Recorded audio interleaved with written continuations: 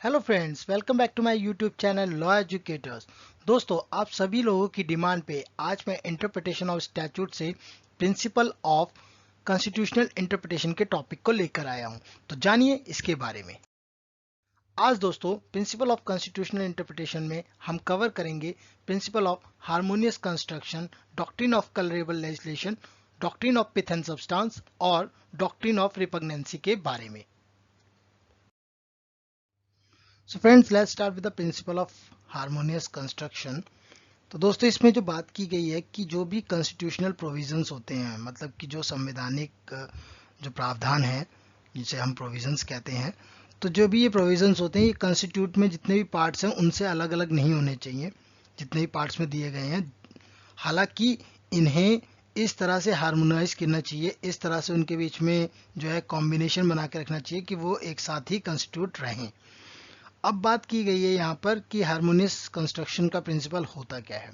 तो दोस्तों, जब भी दो प्रोविजंस जो कि एक स्टैट्यूट में किसी दो प्रोविजंस के बीच में आपस में कॉन्फ्लिक्ट आ जाता है एक दूसरे से, तो यहाँ पर यह बताया गया है कि जब उन्हें इंटरप्रिटेशन की जाती है उन दोनों प्रोविजंस की, तो उनको इस तरह से इंटरप्रिटेट किया जाना चाहिए ताकि वो दोनों इफेक्ट में रह सके, ना कि उन्हें वॉइड कर दिया जाए। तो जो उनकी इंटरप्रिटेशन है वो इस लेवल तक करनी चाहिए, इस तरीके से करनी चाहिए कि वो दोनों ही इफेक्ट में रह पाए। बट दोस्तों, इसका जो आप अच्छी तरह से जो इसको समझ सकते हैं वो आप हार्मोनियस कंस्ट्रक्शन के जो ये केस लॉ है, री केरला एजुकेशन बिल, इससे बहुत ही इजीली आप समझ जाएंगे। तो यहाँ पर दोस्तों, जो ये केस था वो कॉन्फ्लिक्ट था फंडामेंटल राइट और डीपीएसपी के बीच में। जो directive principle of state policies है उनके बीच में, उनके बीच जो पॉलिसीज को लेकर और उनके जो प्रोविजंस थे उनके आपस में कॉन्फ्लिक्ट था। तो उन कॉन्फ्लिक्ट के बीच में हार्मनी बनाने के लिए इस प्रिंसिपल का यूज किया द सुप्रीम कोर्ट ने। सुप्रीम कोर्ट ने इस प्रिंसिपल को यूज करते हुए जब उन्हें इंटरप्रेट किया, तो इंटरप्रेट उस लेवल तक किया, इस तरीके से किया कि दोनों को ही इफेक्ट में रखा जा सके, मतलब उनकी प्रॉपर इंटरप्रिटेशन की गई। और साथ के साथ कोर्ट ने यह कहा कि इंटरप्रिटेशन के समय जब भी ऐसा कुछ होता है, जब लॉ की इंटरप्रिटेशन होती है और वहां पे दो इंटरप्रिटेशन आ जाती हैं, तो वहां पर जो पहला हिस्सा है जो कि लॉ को वैलिडेट्स करता है, जो इंटरप्रिटेशन लॉ को वैलिडेट करती है, उसको हम जो है अडॉप्ट कर लेंगे, और सेकंड वाले को, जिसको अनकॉन्स्टिट्यूशनल और वाइड करार किया गया है इंटरप्रिटेशन को, उसको हम हटा देंगे। तो यहाँ पर यही बात की गई थी। तो यहाँ पर जब डीपीएसपी और फंडामेंटल राइट की बात की गई, तो दोनों को जब इस तरह से इंटरप्रेट किया गया और उनके बीच में हार्मनी बनाई गई, बट अतः अंत तक जब किसी प्रकार का डिस्प्यूट जो है, कॉन्फ्लिक्ट जो है, नहीं सॉल्व हुआ, तो उस केस में जो कोर्ट है, जो हमारी सुप्रीम कोर्ट है, सुप्रीम कोर्ट को वहां पर फंडामेंटल राइट्स को ही प्रेफरेंस देनी पड़ी अकॉर्डिंग टू डीपीएसपी। तो ये दोस्तों केस लॉ था। तो यहाँ पर यही बताने की कोशिश की गई है, जो प्रिंसिपल ऑफ हार्मोनियस कंस्ट्रक्शन है, वो जो भी प्रोविजंस हैं स्टैच्यूट के अंदर, यदि उनके बीच में कोई कॉन्फ्लिक्ट आ जाता है तो उस कॉन्फ्लिक्ट को कैसे सॉल्व करना चाहिए, तो हार्मोनियस कंस्ट्रक्शन के प्रिंसिपल को यूज करते हुए उनको इस प्रकार इंटरप्रेट करना चाहिए कि दोनों ही इफेक्ट में रह सके और दोनों के बीच में हार्मनी बनाई जा सके। बट इफ नॉट पॉसिबल, पहले तो बात हो रही है कि एज पॉसिबल हमें तब तक उसे इंटरप्रेट करना चाहिए और इस तरह से करना चाहिए कि दोनों ही इफेक्ट में रह सके। बट अगर नहीं होता ऐसा, तो उस केस में जो भी लॉ को वैलिडेट करेगा, ठीक है, उसको अडॉप्ट कर लिया जाएगा, और जो अनकॉन्स्टिट्यूशनल और वॉइड होगा उसको जो है हटा दिया जाएगा। तो यहाँ पे यही बात की गई है प्रिंसिपल ऑफ हार्मोनियस कंस्ट्रक्शन में। दोस्तों, आइए अब देखते हैं डॉक्ट्रिन ऑफ कलरेबल लेजिस्लेशन को। तो कलरेबल लेजिस्लेशन के बारे में बताने से पहले मैं आपको एक इम्पॉर्टेंट बात बताना चाहता हूँ, जो कि जिससे कि आप इजिली इसको, कलरेबल लेजिस्लेशन की डॉक्ट्रिन को समझ पाएंगे। तो जैसे कि आर्टिकल 246 जो हमारे इंडियन कॉन्स्टिट्यूशन में दिया गया है, आर्टिकल 246 में यह बताया गया है कि जो भी सब्जेक्ट्स हैं लॉ मेकिंग से रिलेटेड, उसकी कैसे सेपरेशन 3 लिस्ट में की गई है अंडर 7th शेड्यूल।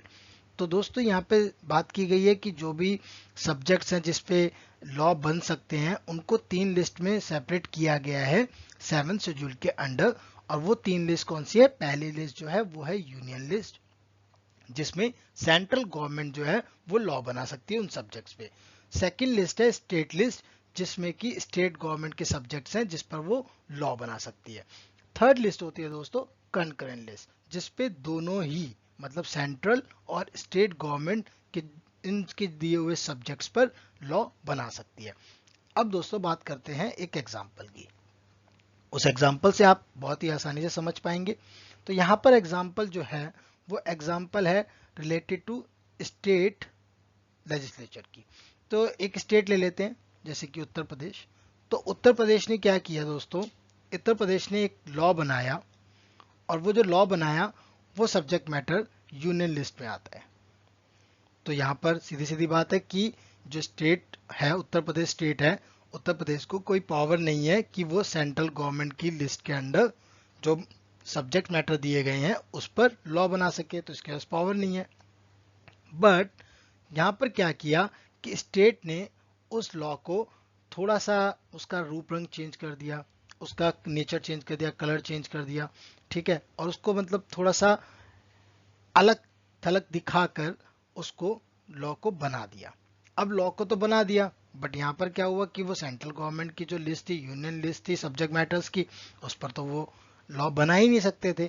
तो क्या हुआ, जब ये बात सुप्रीम कोर्ट तक आई, जो हमारी हॉनरेबल सुप्रीम कोर्ट है वहां पर आई, तो सुप्रीम कोर्ट ने डॉक्ट्राइन ऑफ कलरेबल लेजिस्लेशन को अप्लाई किया।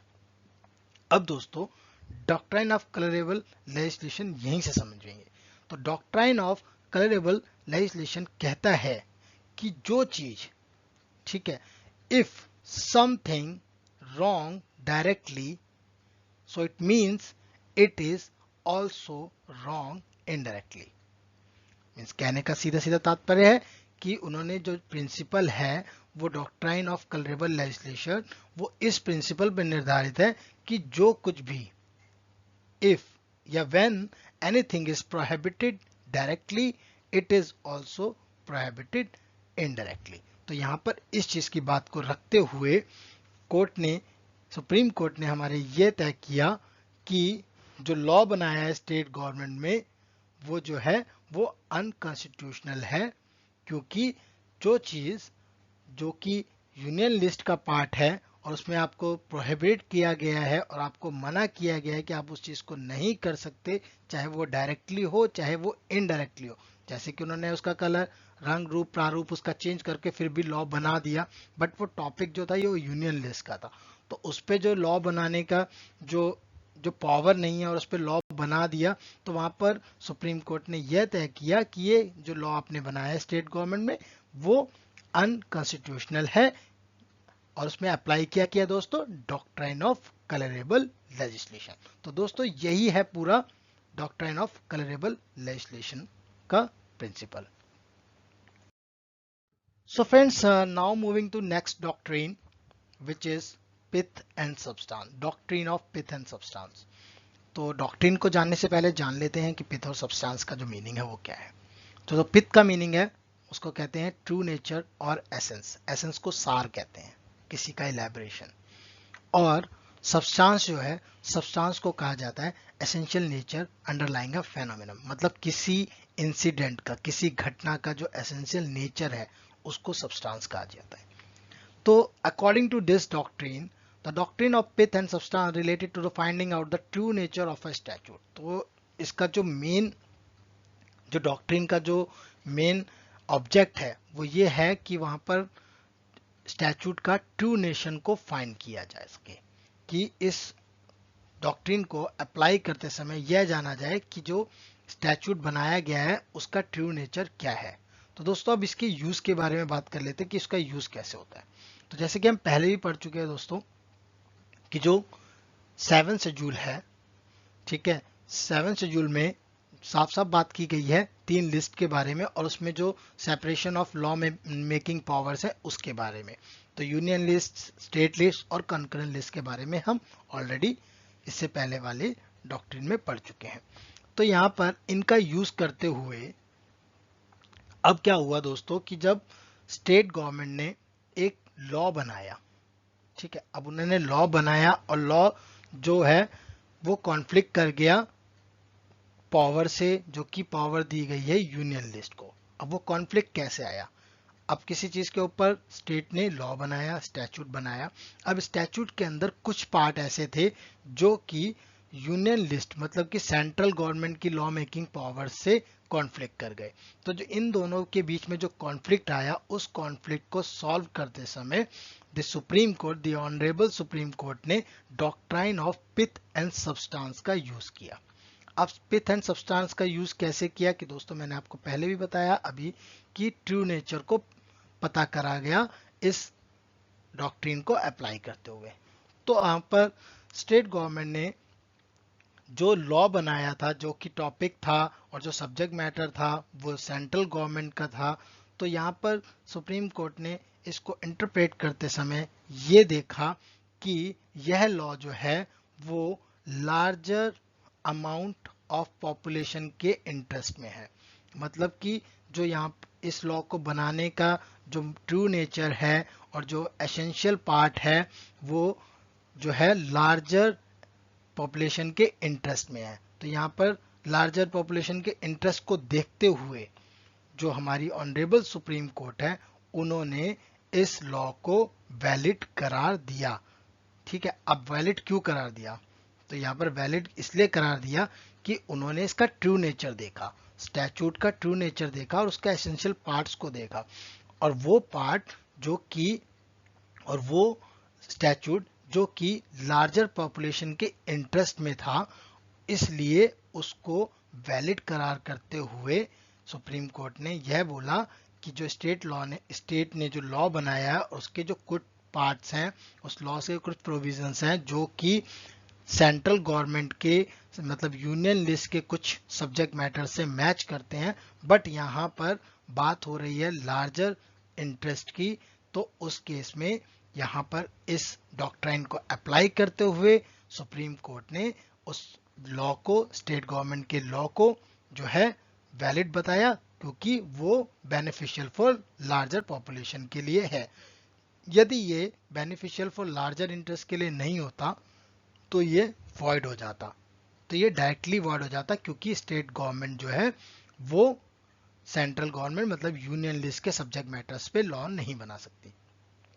तो दोस्तों यहाँ पर एक केस लॉ है जो कि state of Bombay and FM Balsara से रिलेटेड।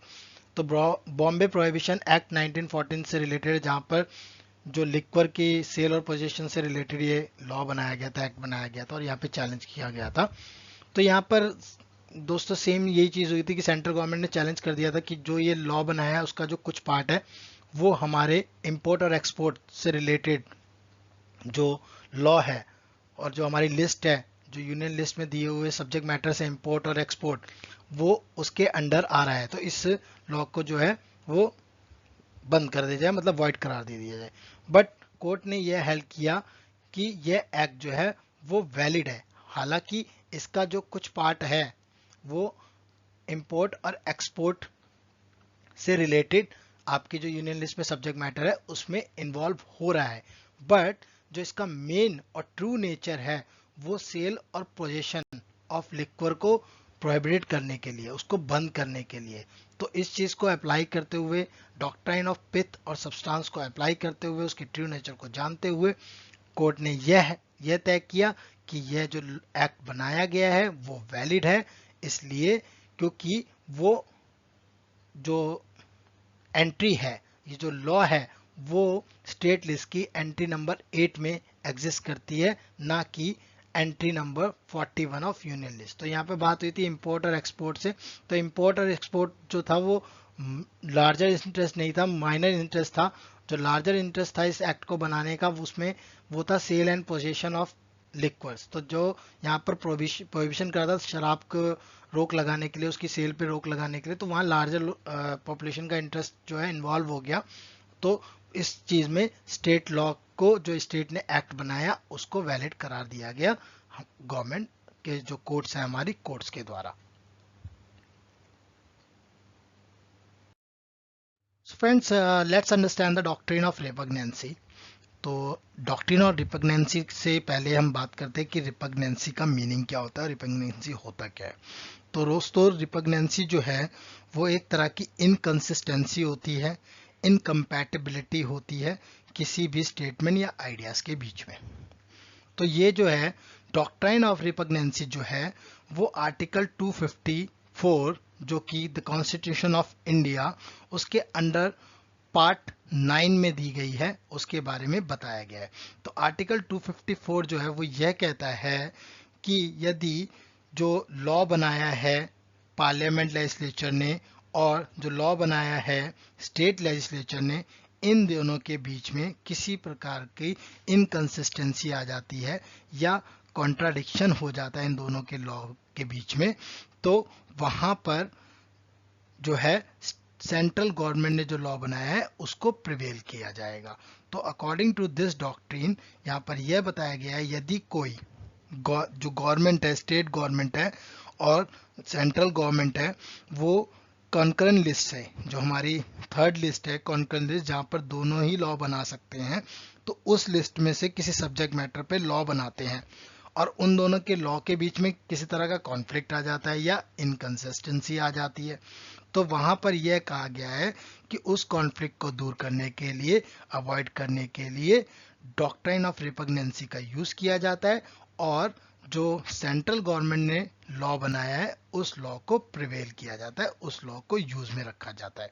तो यही है डॉक्ट्रिन ऑफ रिपग्नेंसी। अब एक केस है करुणानिधि मारन वर्सेस यूनियन ऑफ इंडिया। यहाँ पर सुप्रीम कोर्ट ने कहा यदि जहां पर जो प्रोविजन है जो सेंट्रल एक्ट के द्वारा बनाया गया है या फिर स्टेट एक्ट के द्वारा बनाया गया है जो कि कंकरेंट लिस्ट में दिया गया है, तो मैंने आपको पहले ही बताया, तो इसी तरह से जो कंकरेंट लिस्ट में जो सब्जेक्ट मैटर्स थे उस पे सेंट्रल ने भी एक्ट बनाया और स्टेट ने भी एक्ट बनाया, बट उन दोनों के बीच में जो इनकंसिस्टेंसी आ गई और वो दोनों आपस में इनकम्पैटिबल थे। तो यहाँ पर कोर्ट ने यह किया गया according to doctrine of repugnancy को यूज करते हुए the central act will prevail and the state act will become void in the view of repugnancy. तो रिपग्नेंसी की डॉक्ट्रिन को देखते हुए जो सेंट्रल गवर्नमेंट का बनाया हुआ जो एक्ट है या लॉ है जो है जिसमें जो कि स्टैच्यूट बनाया है उसको जो है प्रिवेल कर लिया जाएगा और जो एक्ट जो है स्टेट एक्ट ने बनाया है, जो स्टेट का एक्ट है, उसको वॉइड करार दे दिया जाएगा। तो यही है दोस्तों doctrine of repugnancy. So friends, our topic related to principle of constitutional interpretation is completed and we have covered several principle and doctrine related to it. So we have covered principle of harmonious construction, doctrine of repugnancy, doctrine of pith and substance, and doctrine of colorable legislation. I hope you understand the topic and like the video. Thank you friend. Stay safe.